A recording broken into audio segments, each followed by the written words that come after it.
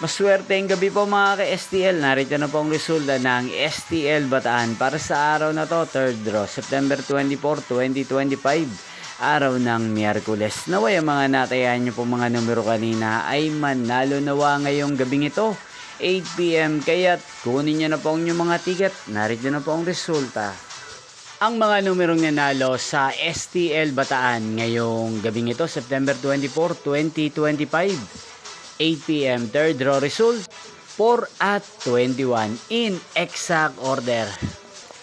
At ngayong gabing ito sa STL Bataan, natin pong i-shoutout si Ate Elsa ng Bataan na lagi pong nanonood sa channel na to. Shoutout po sa inyo Ate Elsa, sana po ay nasa maayos kayong kalagayan.